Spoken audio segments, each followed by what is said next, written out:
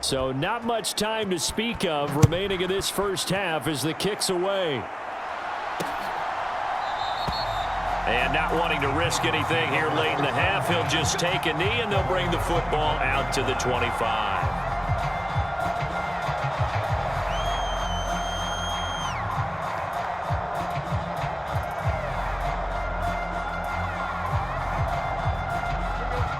Tennessee offense about set and ready to go.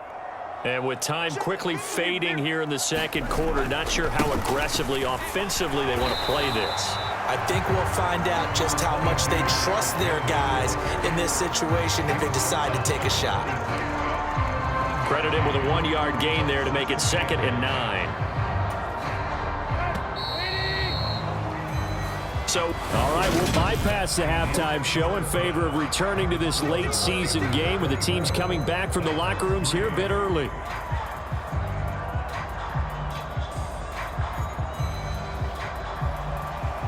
So time for the second half as the Steelers have the lead, and they will also be receiving the football here to start the third quarter.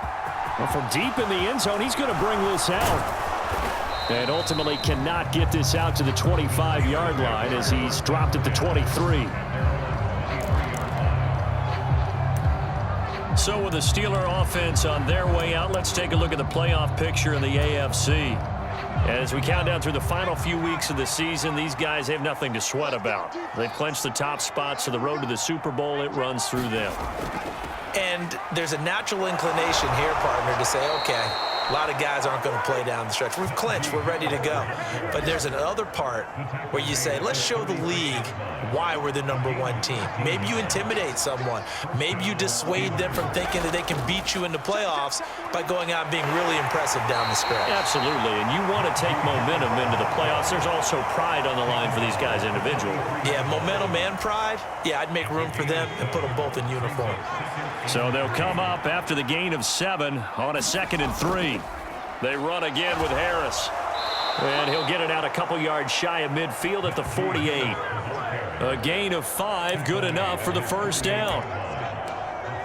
And this is beginning to border on dominance. Another strong run that picks up a first down. You've got to wonder if the defense coordinator is wondering, do I even go to goal line defense in any situation now to try and slow down this running game?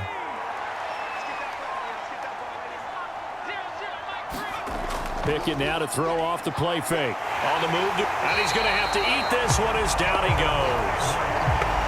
Credit the sack there to Harold Landry. Well, he shot in, CD, like he was out of a cannon from that linebacker position. And even though they had a running back in the backfield, no one could stop him. Well, you certainly diagnosed that play perfectly because as fast as he got into the backfield, you're exactly right. The running back had no shot to get over and try and protect his quarterback. A fight for it, and this is caught. It's caught indeed. A big play that time for Pittsburgh. 47 yards. Turns into a long play on the post route, but he was there. What makes that so tough to defend? When you run routes that pull extra defenders away from the middle of the field and leave it open for a one-on-one, and your quarterback manipulates that defender with his eyes, you can often get a big play right down the middle.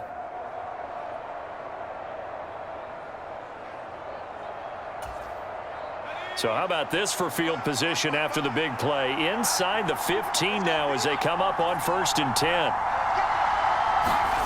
Pickett to throw on first down.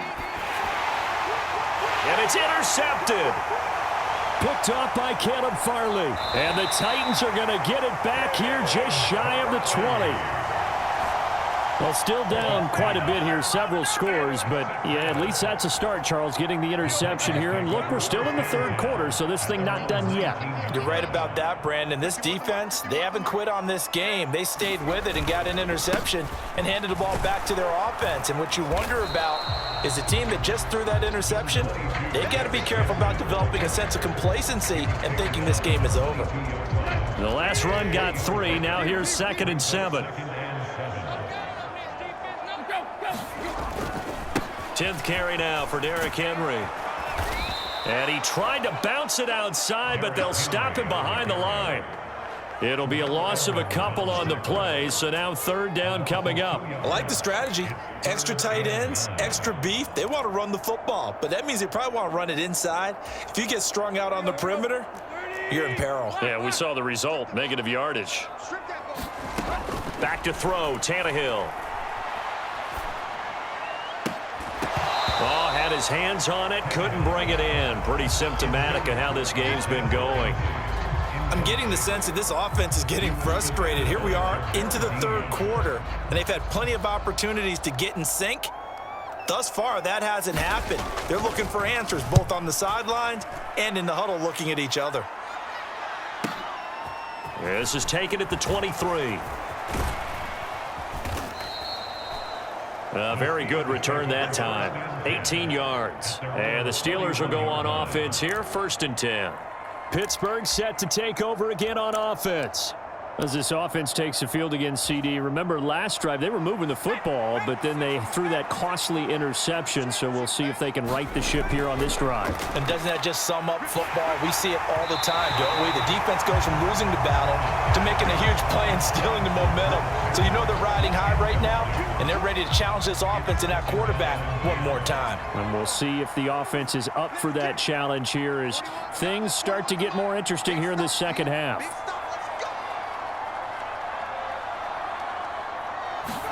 Pickett back to the air on 2nd down.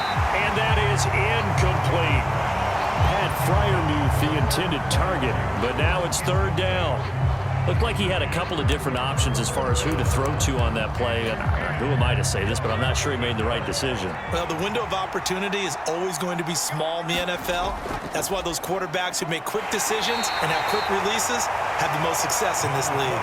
And he's not going to get anywhere close to the marker as they'll stop him well short of the yellow line. It'll be a gain of 4, but it won't be enough. It leaves him with a 4th down now.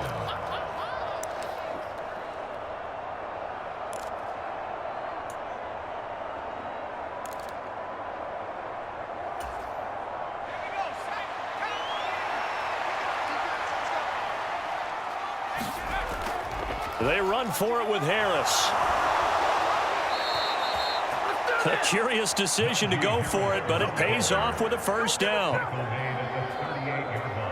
I got to tell you, I'm shocked. When I realized they were running the football at 4th and that distance, I thought that was a surefire throw. I could hear it in your voice because I'm the exact same way. No one runs the football in this situation, right? You've got to throw it to have a chance unless you're them. Talk about supreme confidence bordering on arrogance, and they got it done, keeping the ball on the ground to pick up the 1st down.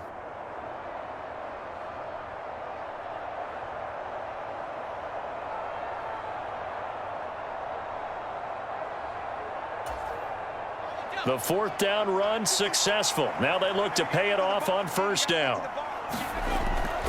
And they run with Harris off the option. He'll be hit down at the 33, 5 yards on the play.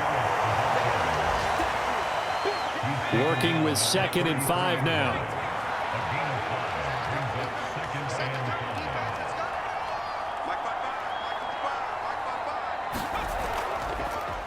They hand this off to Harris. And they'll be inside the 25 now at the 24. 9 yards to pick up there, and it's a 1st down.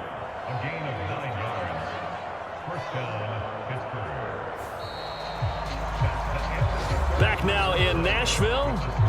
We're off to the 4th quarter here on Christmas Eve. We'll return with more after this break.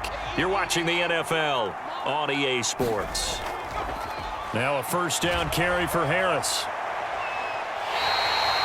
Boy, 208 yards rushing for him now to this point.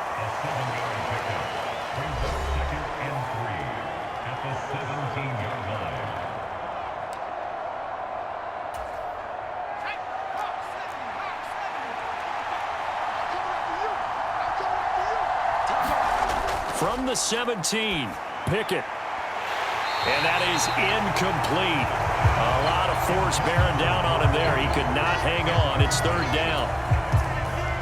Here comes play number 9 now as they come up on a 3rd and 3. Trying to pick it up on the ground with Harris. And all the way down inside the 5 to the 4. They're able to convert on third down, and that sets up a 1st and goal. The running game continues to be a big part of their success here early in the 4th quarter. And with those types of runs, that tells you they feel very confident in their running game. They feel very strong at this stage of the contest, and they want to keep doing exactly what we saw there, running the ball down their throat. And maybe a measure of revenge there. He's had his way in this one, but this time they get him behind the line. That's going to go as a loss of a yard, and it'll be 2nd down.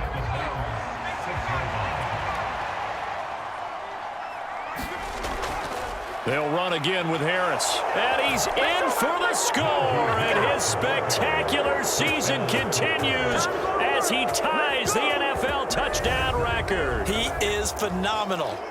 And he certainly played a pivotal role with those 2 TDs and why they're up on the scoreboard right now. Well, someone's all about winning, aren't they? Because he's not worried about the number. Sure, it's great to have 2 touchdowns, but the bottom line is what he's doing is contributing to their lead. He wants to continue to do so.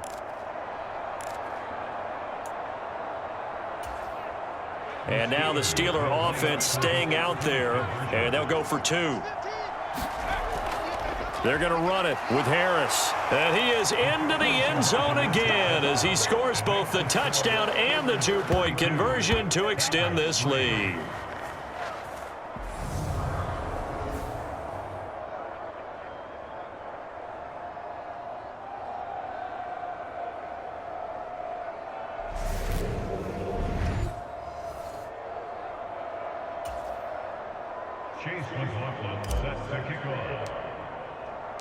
Following the touchdown, here's McLaughlin to kick off.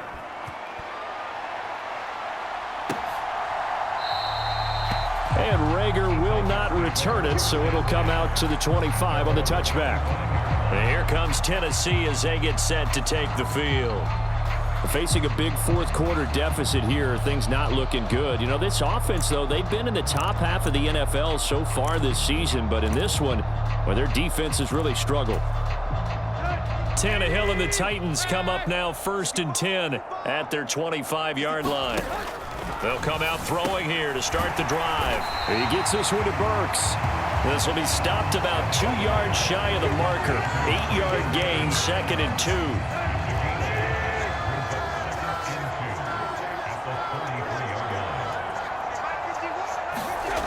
2. Here's Tannehill. And he wisely will throw that one away.